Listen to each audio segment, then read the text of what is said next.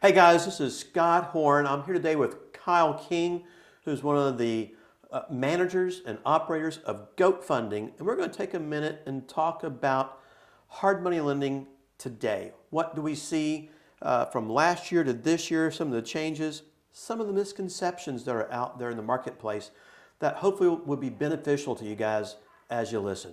Welcome, Kyle. Thank you, buddy. Not like I don't see you almost every day anyway. That's right. That's right. We see each other often. You know, I just want to have some fun today and talk about asset-based lending, hard money lending for a little bit, and just things that we're seeing out in the marketplace right now. Because, you know, I think we're in a changing market, obviously. Things are happening. What are you seeing out there right now going on, and what are you hearing? Anything? So we, let's call it 2023 is new. So we're going to go with the last 6 months of 2022. We saw a lot of price drop for values, starting in the June, July, summer period, where we had prices starting to drop on values, and where we couldn't no longer use a 6-month valuation on a property, and everybody had been seeing appreciation for years. They buy something 6 months later, it's worth more value. Now we're starting to see things tabletop or actually get depressed. And as we are trying to lend on stuff that has value, we have to look at stuff in a shorter rear view mirror. So we start looking at a 3-month window, and we're seeing it still drop. So we start looking at things in certain neighborhoods where we're looking at 1-2 month windows because we're trying to get values and get a hold of the market to understand these people are going to want to loan from us for 6 months. So we need to look at what's going to happen you future.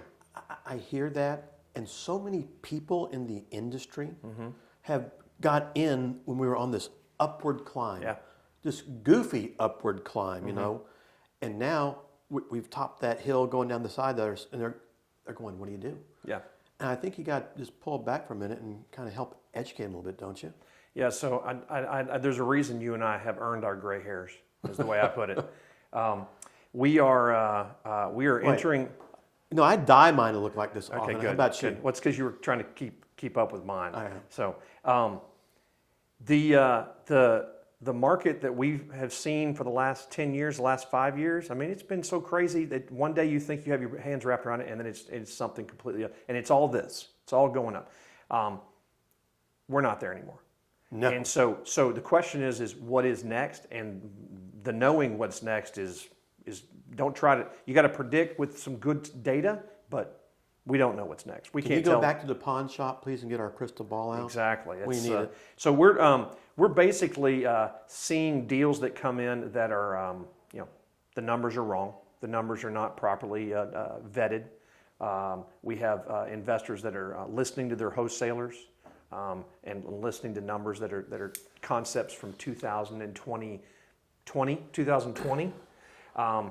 not 2020, and they are coming in expecting to be able to land a deal and put it in the bank, and we have to be the bad news bearer on that. But there's a lot of number crunching that still needs to be done, and based on the fact that it's a new market. But you know, by the way, that's an age-old problem where in the wholesale marketplace, basically when you play the wholesale game, there's only a few ways to make more money. You have to either buy the house for less in contract, so you can sell the contract for more, or you have to overinflate the sales price, the value, the after repaired value, or you have to underinflate repairs. You still seeing that? So what I keep advising, what I've said more times in the last 2 months is go back and get a better price, because remodeling prices have somewhat stabilized. And I believe there's something there that we can discuss about that they're going to stabilize because there's less jobs in the market. You know, there's less deals coming through the program. There's less this, there's less that, and I believe that the contractors will realize that, and eventually their prices will have to hold because they're not getting as much work. The ARV, like I said before, price valuations are based on previous sales. Well, we have to look in the rearview mirror and notice the previous sales have already dropped. So our ARV prices are adjusting downward, which means the only way that deal works is if rehab's staying the same and the ARV's coming down, I got to buy it cheaper to still make it a deal. Back in the days when you and I were doing early transactions 20, 30 years ago, We used to try to hold to a 70%, and you barely ever, you barely Thanks, got. make me feel old. Sorry, but you graduated from college before me. The 70% number of ARV was a thing. Well, that used to be so you didn't have to bring cash to the table. And everybody these days is associated with thinking they got to bring cash to a transaction. I must have done 10 deals with you where I barely brought a couple $1,000s to the table because that's the way I was able to buy. I was able to buy at the right price, knew my rehab numbers, knew it.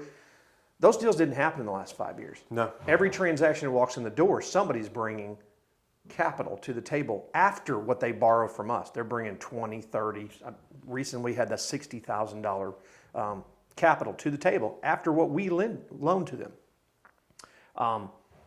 I believe that as the market is tabletopping or dropping, I believe there's a point where that will show itself as coming back. There will be more real price will drop on the purchase price.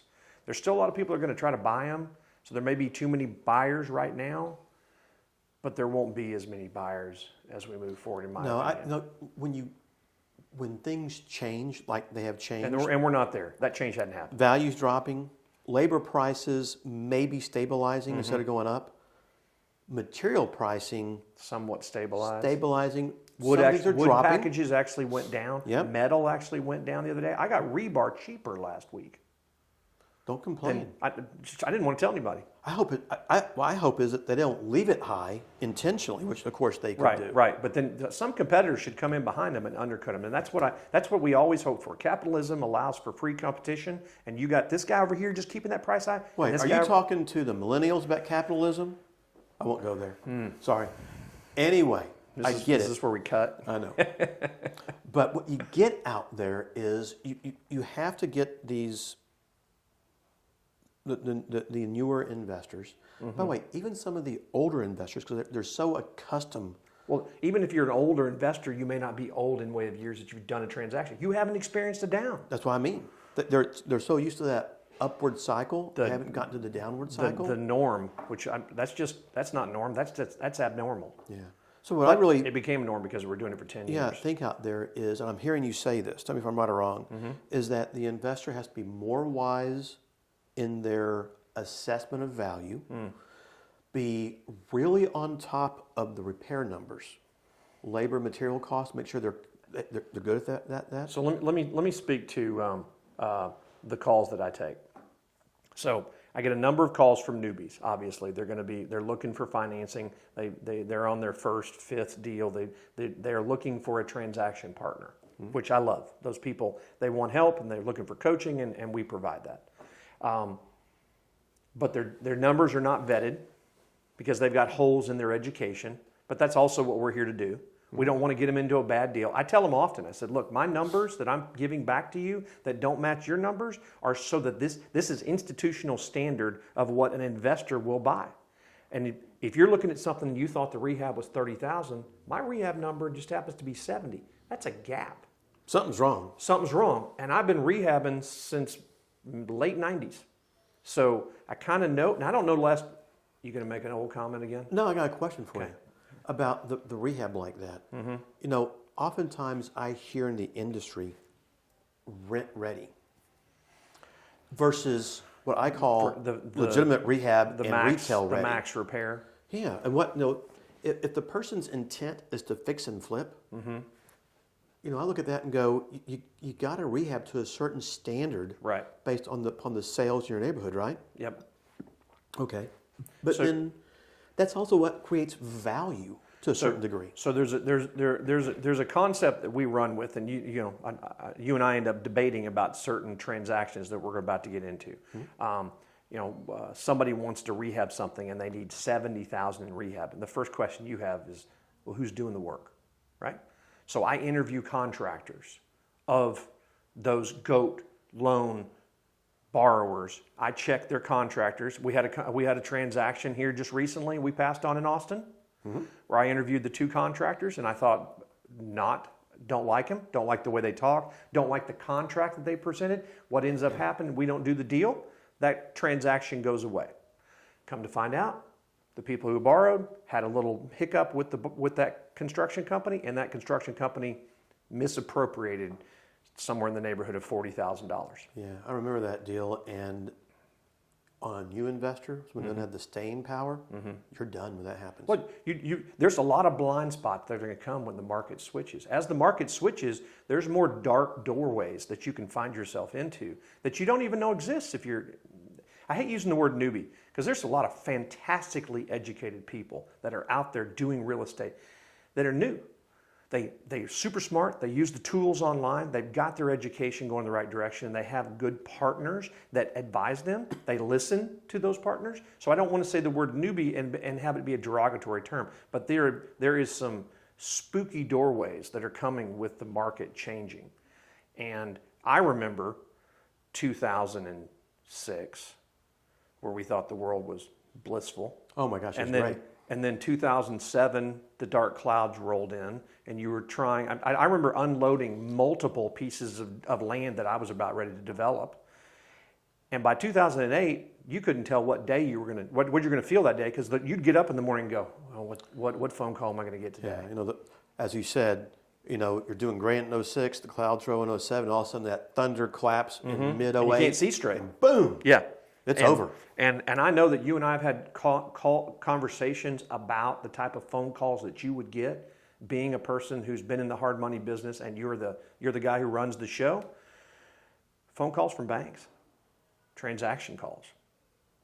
Those aren't pretty phone calls. No. And those are calls that you don't ever want to get. And when you do get them, you got to be a big boy and put your belt on the right way and go to work. Where we're sitting right now, I'm not crapping on the market. I think there is a place that we all land, but don't play the game that we played the last 2 years, last 3 years, where things were just pointed this. You could close your eyes, close a deal, and look at there, I made 50 grand. Well, congratulations, you did that with your eyes closed. Not you anymore. ain't doing that forward. Nope. And so when I get phone calls for these people, I get oddball deals. They've got oddball pieces to it. There's subject to pieces. There's transactions that can't close because they've got a really weird transaction we closed in the last 2 weeks. I've got $20,000 worth of junk and material on the property. It has to go. It's $20,000 worth of work to get it off the property because I've got dumpster costs. I've got to bring in heavy equipment. This is not just a couple of 2x4s and a couple of bags of trash. It is lots of work to get it off. I got to put that in the budget. Mm-hmm. The deal's ugly. Oh, to make it pretty. Yeah, if you buy that property, someone's got to remove it. Right, because if inevitably, because this is the reality of where we are. You know this. You and I have talked about the reality. If the borrower has a bad day, and we take the property back because we are, quote, acting as the bank. We are the lender. They have a bad day. We take it back. I have to go remodel it, and you're going to call me and to ask me why it's not done. I know the way this is going to go down, right? So where that sits me is I approach every conversation with, I got to take this back over. Scott's going to call. When Scott calls, what's my answer going to be? Oh, yeah, man, I forgot. I got $20,000 and stuff in the back I forgot to tell you about. We just took a $20,000 shot in the pants. Yeah. When that happens, the old saying that one hung low ain't going to hang low no more. No, there's a pucker factor going on that we're going to both experience. But you're so much on point though, Kyle, because you want the client to understand all of these nuances. And any lender that is worth their worth, their weight, they're going to look at it from a devil's advocate position. They're going to go, if the bus hits you tomorrow and I get this deal back, am I okay? Because we're looking for a back-end exit strategy. And if you don't have it, lenders are going to cover the rear. I don't care who the lender is. So one of the things I want to brighten this phone call a little bit is, one of the things is we try not to be overly conservative. Because you and I talk about the fact nobody's going to borrow from us if we are super tight and don't understand that the market needs to have some flex, or our programs need to have some flex. Mm-hmm. So some of the stuff that you and I talk about being allowed to happen is, we have a 3-point program, and it's 9.99% on the rate. 6-month loan, right? Loaning 70% of ARV. So many of these guys have a disclaimer now that you got to bring capital to the table. Well, ours is you don't need to bring any capital to the table as long as it's up below a 70% ARV. Again, negotiate your best deal up front, get your numbers right, stay into that 70, it's a golden deal. But the point I was trying to get at is the 3 points. We asked for 1 point up front. Yep. The 2 points get rolled into the back of the loan, which is you're doing $200,000 worth of capital. That's a $4,000 amount of capital that you don't have to bring to the table until the end. And that's where, so you can use that somewhere else, keeping yourself pliable, keeping yourself liquid. Mm-hmm. There's a lot of people out there that are lending money right now that they don't have that much. They're not being pliable. They're very tight. And if I would be willing to say that there's some of them that no longer answer the phone because they're no longer in the business of what it was 6 to 12 months ago. Well, I find that part of the business intriguing because I know all lenders look at their competition. I don't care who you are. Everybody's shopping competition. Everybody wants to know what everybody's doing. I get it. Mm-hmm. Some follow suit, some don't along the way. But what I see in that regard are two things. Lenders are lenders and not rehabbers. And other lenders, they're charging more money, more cost, more things up front because they're uncomfortable with the marketplace. So what I mean by all that is so many people who are in this industry mm-hmm. are just lenders. So I'm going to speak to that because nobody on film, unless they know you really well, they don't realize how much you know about construction. Well, you have to know construction. Well, you don't. You can be a hard money lender. I've seen plenty of guys that are, guys that are like you that are accountants. And they're sitting by, I have a dentist guy that I used to get, I borrowed money from at least once. He'd come out to the job and he'd look and then he'd get back in his car and go away and he'd release some money. But he really didn't understand the industry based on how you understand the industry. And one of the reasons that you and Guy get on point so quickly is because, I own a construction company. I remodel apartments, houses, any number of things that I'm in the remodeling business. If you want to talk about the things that are killing me right now, I can tell you how certain things, doors and windows are problematic. Not because they're the problematic of 2 years ago. You couldn't get glass. Now, you can't get polypropylene or something that makes the PVC part that makes the vinyl window. And that is maybe not a big deal February 23 versus it was December of 23. And it's a month-to-month thing. People that are out of the industry lending, they don't understand there's only 3 tires in this thing. What'd you pay for it? What are you going to rehab it for? What are you going to sell it for? There's 3 tires. If you don't understand how to rehab or understand those numbers, good luck. Okay. Especially in a down market when the traps are everywhere. Well, from a lending perspective, one of the things I know we try to pride ourselves on is a knowledge base of the industry, a knowledge base of the rehab, so you can help the client along the way, as opposed to sending somebody else out there just to look at the deal and go, I like the numbers. My cell phone and my knowledge is part of the transaction. That one of the reasons we're doing this is because you hand it to me, and I take more phone calls of people that one of the most experienced investors we have goes unnameless. His last draw, it wasn't right. I went out there and went, okay, that's how much I'm giving back to you. He was asking for the wrong route. Why? He'd have been out of town. He'd sent his assistant. She didn't know which thing was what. And I fixed it. Now I got him on path and we got back on track and everything's moving in the right direction. Yeah. A lot of times they don't understand the repair items have to be completed. Things have to be installed. Mm-hmm. You ever seen those kitchen cabinets grow legs and run out the front door? I tell it all the time. Happens all the time. Buy your appliances last because I'm not paying for them until they're stuck in the wall. Hooked up, screwed in, or something. The other thing about these lenders out there right now is so many have a minimum down payment requirement. Mm-hmm. They have a minimum number of dollars in the bank. Mm-hmm. They want to see things more where they're transitioning from being the true asset-based lender to becoming more of a traditional mortgage lender, which is what the economy requires. Mm-hmm. What I love about our program is we come in with a very straightforward number. 70% of the legitimate after-repaired value of the property using legitimate numbers to get the property to value. And Kyle, I know that when you're out looking at a house, The numbers can vary a little bit here and there. I get that. We all get that. And we don't have a rub on those things out there, you know. But when the number is not 1,000 or 2 below or off what our numbers are, but they're 20,000 below, something is wrong somewhere where, unfortunately, the investor, the client who's bringing the deal in, someone has missed the numbers for them. So you bring up a good point about the rehab, and I know we've really stuck on this, but it's where I live every day, and it seems to be where a lot of these, you can only buy the best deal until you can't buy that deal anymore because it walks down the street and somebody else buys it. So, but in the world of the rehab, and I think you and I have termed it as the brother-in-law rehab. They're doing it in-house. They're doing it with family. God bless them. You got a whole family of guys that want to get in there and knock it out. Love it. It ends up being the most beautiful house we did in Greenville just recently. Wonderful. Done by a whole family. I said, go get another one. We'll loan you as much as you need. Let's go.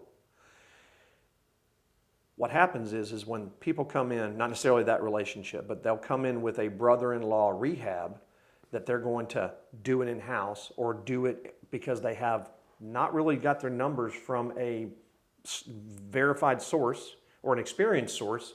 And then I have to be the bearer of bad news. And I have to educate them that, no, you can't add a new bathroom in the middle of this house right here because of X, Y, and Z. Or if you do, you have to think of all these other factors that you haven't bothered to put in. My perfect one is you always bring up sewers. Big issue today, isn't it? The house that we recently got in the middle of here in Garland, the plumbing and the foundation thing that showed itself after all of the stuff was moved out. These are things that an experienced set of eyes, we still miss things. So the brother-in-law thing is just something I like to bring up, the fact that we have people that get numbers, know where your numbers came from, because I'm going to ask, and I help people. Well, I get... Got to give them a good number. What you want the market to understand is this. I get the fact that, I'm going to use a Hispanic contractor. There's a lot of that out there. They're getting into the investment game. Awesome. They can get the work done cheaper than what maybe we can get the work done. Their whole family. All done. Awesome. More power to them. And you want them to do that. They're going to be so awesome, successful in doing that. But if the bus hits them tomorrow and we get the house back, we don't get that same deal. Right. So we have to use more legitimate numbers, meaning they may you have to use somewhat retail numbers, somewhat street numbers, because we're not going to have, I don't know, I've met your wife. I don't get the feeling she's going to be demoing. She might demo, but I don't know if she's going to put it back. Probably neither. About hearing a lot about it. Yeah. But, the thing is we might close the deal using our numbers, meaning they have to bring some cash to the table. Got it. But as they get the deal done, they get the retail number back, even though they got it done for wholesale. So they recoup all those dollars and put it back in their pocket. Money's still in the deal. It's still there. It still works the same. Never got spent. But a wise lender does that. And you have to realize it, because bad things happen to good people, as you said, all the time. So Kyle, I think those are awesome little tidbits out there that I think all investors need to think about, understand a little bit along the way, think through the deal. I love to help educate investors to try and get them to think like a lender does a little bit. What would you tell the investors to do out there? Keep vigilant to learning what is going on in your market daily, weekly, monthly. Have great conversations. I can tell you the best conversations I've had with people is when things going wrong, because everybody's got a different version of it. Or when things are too expensive, when I have to buy steel for construction for my concrete projects, and I'm interviewing different people. I'm understanding why the steel is more expensive now. I'm stay vigilant, stay connected, network, find people, find better people than somebody at Home Depot that you ran across on the lumber aisle, and that's now your carpenter. It's not necessarily how it goes. You find people that are experienced and give you real world numbers, and always be looking for better partners, because that'll I just want to make one last. You brought something to mind real quick. I get asked, how do I find a good contractor? By the way, it's hard. Sure, you can go on to the blogs, the real estate investment blogs, those kind of items, real estate investment clubs. You can network and ask people questions. I get all that. But sometimes when you do that, you're getting general contractors, which may be what you need, as opposed to getting the subs. I remember when we got started, I'm going, oh my gosh, where do you find contractors? I'm driving the neighborhoods where I'm looking for houses. Yep. I see a dumpster. Yep. I see people working. I get out the car, go in the door, Yep. start talking. Yep. Now, most people are scared to do that. Nope. But you got to get out there and do those Nope. things. And I start meeting people. That's right. You see the little work they're doing, find out what they do. Maybe they don't. First of all, if you don't like the work, leave. Leave. And if you do like the work, who's in charge? Yeah. And you start to develop contacts. I have found that my welder to this day, his name's Eddie, awesome. He does exactly what I need. He's expensive, he knows it, but we work it out. I found Eddie hanging off the side of a dumpster enclosure, fixing a dumpster gate in a business office that I was going to meet somebody and was leaving. And as I pulled out, I go, man, that's some good looking work. Oh, look, he's right there. Okay. Hey, man, how's it going? You busy? Oh, man, I stay real busy. Here's my phone number. Call me if things ever change. 2 weeks later, I'm looking for work. It's like, come on, let's go. And he doesn't work for me full time, but Eddie's my only welder that I call. And there's a time and place for those kind of things that you need a specific issue in it. I got one tip on finding a good contractor. Referral. Call your best contractor in your phone. If you got an electrician that's worth a damn, call that electrician and say, hey man, I need a plumber. You got one? No, I don't got one. Well, hold on. Yeah, I got one. Yeah, I got a guy that I've worked with in the past. Before you know it, you get introduced to better people know better people. You usually don't get introduced to people that are going to fall apart. No. And the referral game, especially in this level, we're not talking guys that are going out there and build Jerry Jones' next big project. We're talking about just a good old boy network that we're trying to get jobs done. Yep.